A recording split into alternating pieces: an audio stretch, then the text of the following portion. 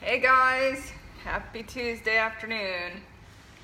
So I got my little one here, my dog instead of my cat today for our video because we have a thunderstorm going on and she shakes like a leaf.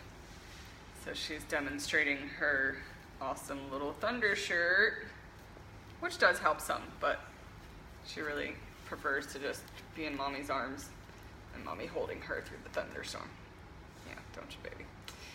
So today I want to talk about how to properly switch your pet's food. This is something that is always an issue and something I'm always asked about, is how to switch their pet's food, or if someone's talking with me about different health issues going on with their pet and it's allergy related and there needs to be a food switch. One of the big factors is how to do that properly. So there's a couple different things to consider. If you're trying to switch from a certain type of food to a different type of food, like a dry food diet to a canned food diet, then it may take a bit more time. You're going to want to try to go more slowly, versus if you're already feeding like a canned food diet and you're just going to try a different brand of canned food, you can go a little bit more quickly. Another big thing is a lot of people are trying to go switch their cat or their pet from a dry food diet to a raw food diet, and that's the most challenging switch, and it's going to potentially take a bit of time. You need to expect it could take upwards to like a month to get your pet transitioned over. So if you're currently dry feeding your pet kibble, especially if you're doing what's called free feeding, which is just and mostly this happens more with cats, because dogs, unless it's a small breed dog like this, tend to just gobble down their food so fast that wouldn't be an option anyway. But for a lot of people with cats, they may be in a place where they're just leaving a bowl of food with dry food all day, and that's called free feeding dry food. And that is unfortunately the worst feeding habit that you can have. That is the least healthy way you could be feeding your pet. So if ever anybody's in that situation and they're ready to make a change for their pet's health, they need to transition their pet to a different way of feeding. So if that's where you are and that's where you're starting, what you need to do is you need to first of all pick up that bowl of dry food and don't put it back down. You're going to then just train your cat to having 2 feedings a day, morning and night. The only time that cats would need more than 2 feedings is if it's a situation where they're severely ill with something, or they're a very young kitten, or maybe a very older pet that's having digestive issues or whatnot. But typically, even for us in the cattery, as soon as our kittens are of weaning age, by 10 weeks, they're off their mom, they're not nursing anymore, and they get 2 meals a day. That's it. That's all they need. In the wild, in nature, a cat may actually only eat once a day. Some days it might not have been lucky to catch anything and it didn't get to eat at all that day. But their bodies are really made to just eat 1 or 2 big meals a day. They eat, a lot. They'll eat in nature, they would catch their prey and they would eat the whole thing and then give themselves till that night or later the day, whatever, when they catch something else, to digest. It gives their bodies time to digest that food. It could take 3 to 4 hours to digest a meal, and then they'll eat again later. So That's part of the point against the free feeding dry food is, cats' bodies, they're not cows or grazing animals. They're not meant to just sit there and just pick at that dry food and graze all day, because then they're keeping their digestive tract too busy, constantly under stress and work, digesting food, and it doesn't allow the body to do the other processes that it needs to do for them to be healthy.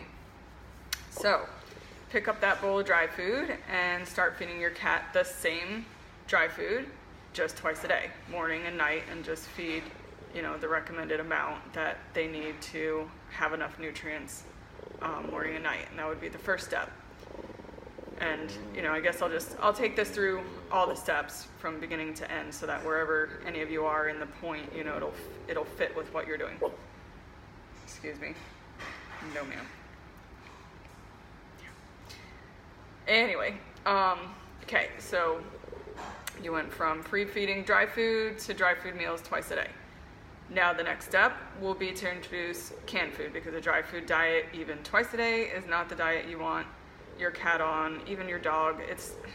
It's far worse for cats than it is for dogs, but it is still not a good diet for a dog either. Just, I wish that dry food didn't exist on the planet. That'll be a whole nother video though, but it just hurts my heart. There's so many pets that end up suffering because of just, poor food that's not meant for their bodies.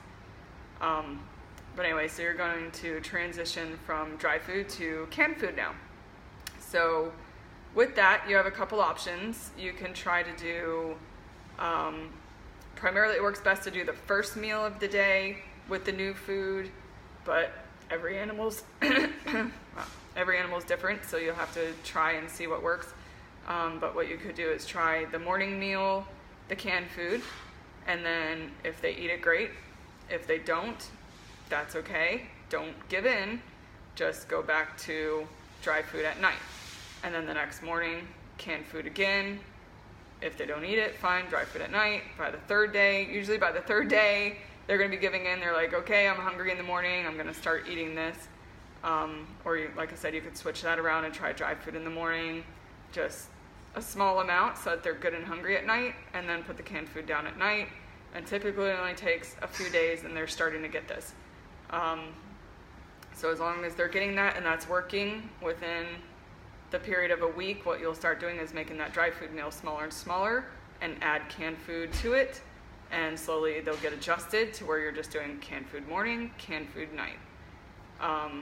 Especially with the canned and the dry, it's okay to mix them. So it's a good idea to, when you're serving that first canned food meal, go ahead and put a few sprinkles of the dry food on it.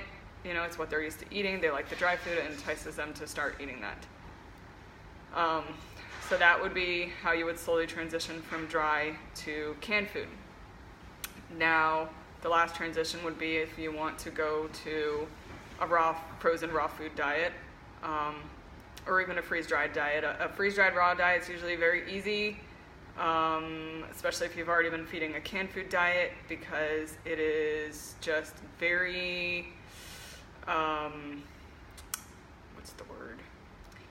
It's usually very strong smelling to them, so it's very appetizing and has just a really great taste. They really go to freeze-dried raw very well. And sometimes people have to use that as a transition between canned food to frozen raw food.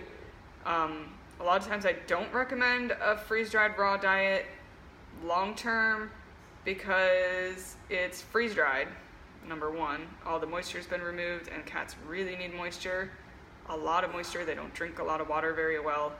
Number two, it is ridiculously expensive, so most people can't afford that and sustain that long-term. Whereas the frozen raw diet is a lot more affordable and sustainable in your household.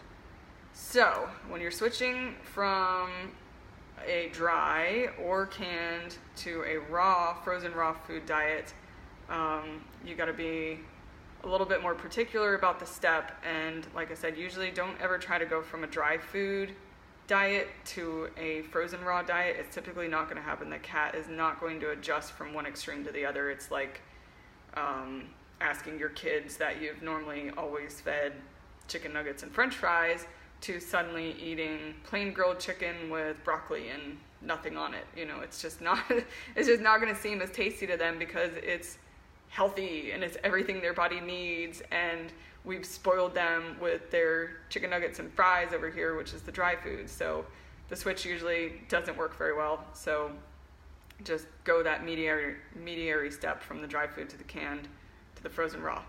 The difference is with frozen raw food, you don't ever want to mix any other food with it.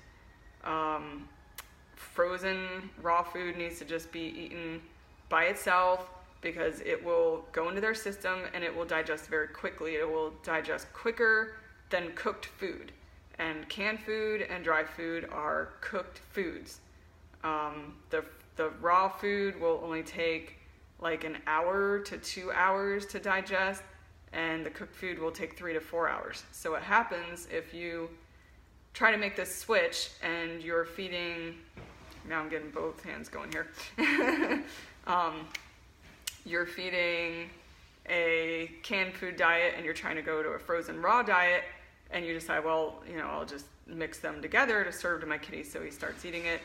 Now what you're doing is you're putting frozen raw food in with cooked food, and you're making the raw not be able to digest as quickly because it's all going in together, and the raw food's sitting in their stomach far too long because it's plugged up by the digestive process it takes on the cooked food. It takes far longer to digest the cooked food, and that allows the raw to, potentially become rancid in the stomach, and just cuts down on the stomach acid and everything that they need to keep that raw food meal safe. So to keep a raw food meal safe and effective, it needs to be eaten alone. So it goes in, it's digested quickly and completely out of the stomach and moving along. So that being said, you're ready to go from your canned food diet to your raw food diet. You want to make sure you're not mixing the food, but you want to do the same thing as before. Feed a small meal of the canned in the morning and the raw food, the frozen raw food at night. Or meal of the frozen raw food in the morning and then a small meal of canned food at night.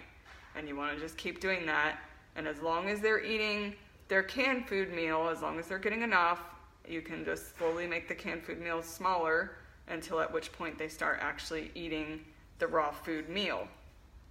Again, usually it only takes 3 to 4 days.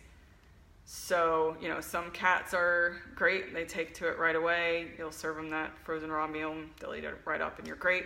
Other times we've had cats that are a lot more stubborn and it takes a process.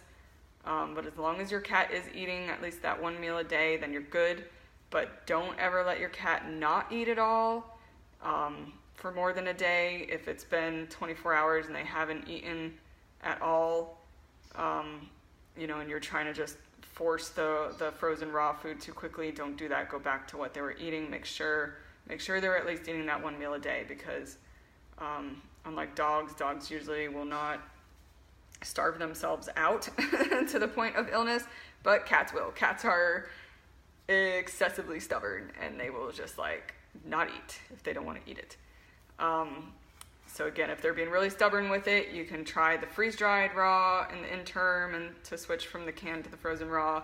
Or another thing you can do for a short period of time, yeah, baby, you don't want to do this long-term because the frozen raw food has everything it needs in its whole source to give your cat all the nutrition they need frozen or raw.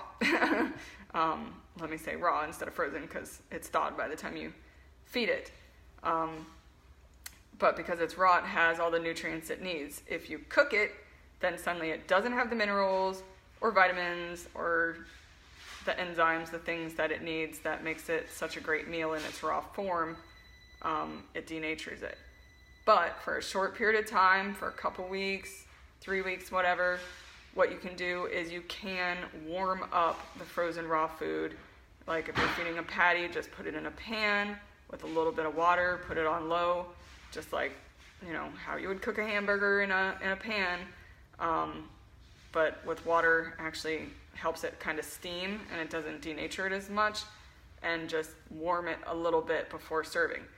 And after a while, what you'll find, hopefully, is you can warm it less and less and less and less, and your cat will eat it, until which point you got it easy and you got it made like I do with Stubborn. I just take it right out of the refrigerator, cold from the refrigerator, put it on the plate, give it, he eats it all up in 5 minutes. And that's another last point, is when you're doing these switches of food, whether it be the canned food or the raw food, anything they don't eat within 5 minutes, you want to put back into a container, sealed container, and put back in the refrigerator.